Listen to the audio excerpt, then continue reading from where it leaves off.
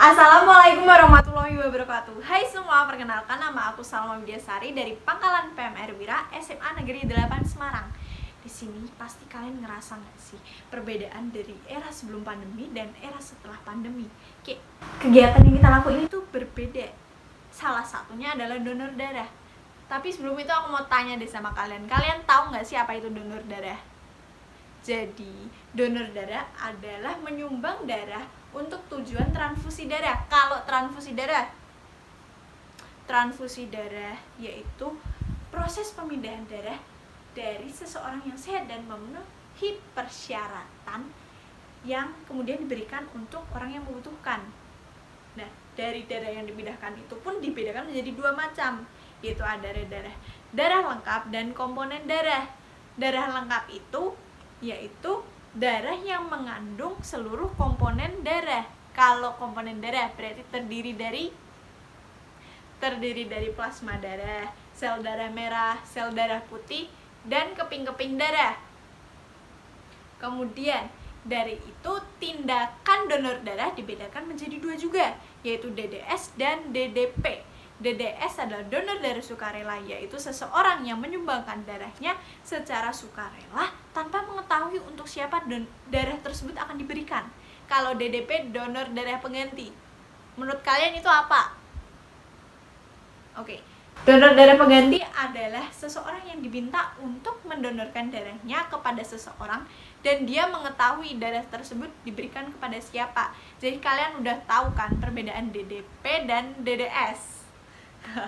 DDS, DDP. Apa ya tadi bedanya? Oke. Kemudian darah yang sudah diambil itu akan mengalami pengujian untuk memastikan terbebasnya dari penyakit menular seperti hepatitis, sifilis, dan HIV/AIDS. Syarat dari donor darah. Syarat dari donor darah itu ada banyak. Cukup ketat juga. Pertama itu adalah laki-laki atau wanita yang berusia 18 sampai 60 tahun. Kedua adalah seseorang yang sehat jasmani dan rohaninya. Ketiga, berat badannya minimal 45 kg.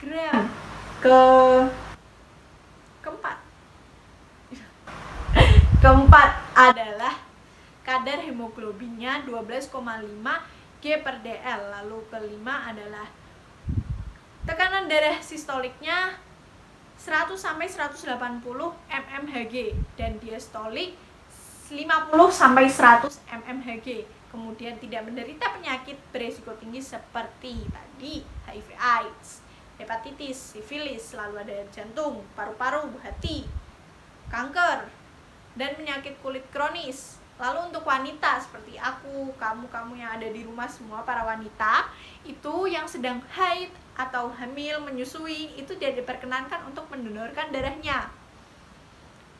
Setelah itu, kalau misalnya kalian nih, kalau udah tertarik untuk mendonorkan darah, tapi kalian masih bingung untuk stepnya itu kayak gimana. Jadi step pertamanya itu nanti calon pendonor darah akan datang ke UTD. UTD itu apa? Unit transfusi darah. Kalau di Semarang itu ada di Siliwangi.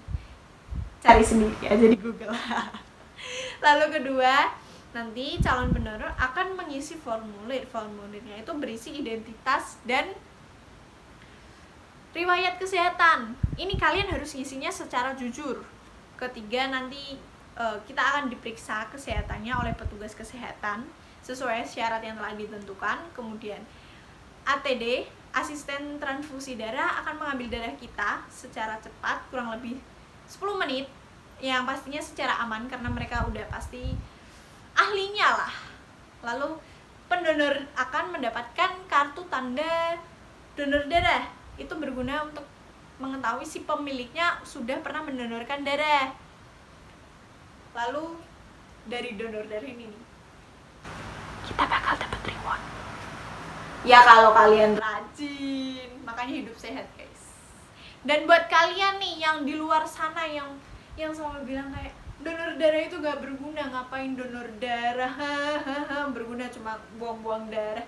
Enggak guys, donor darah itu sangat berguna, bermanfaat sekali. Salah satunya di antaranya kita mendapatkan kepuasan batin, karena darah yang kita donorkan itu kita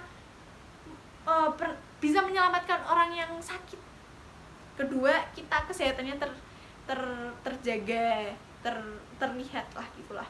Terus ketiga, kita menjadi lebih sehat karena dengan mendonorkan darah, tubuh kita akan memproduksi darah yang baru. Keempat, kita akan mendapatkan relasi pertemanan yang lebih luas pastinya. Oke? Sepertinya itu doang deh. Tambah pala juga bisa sih. Oke, sekian dari aku.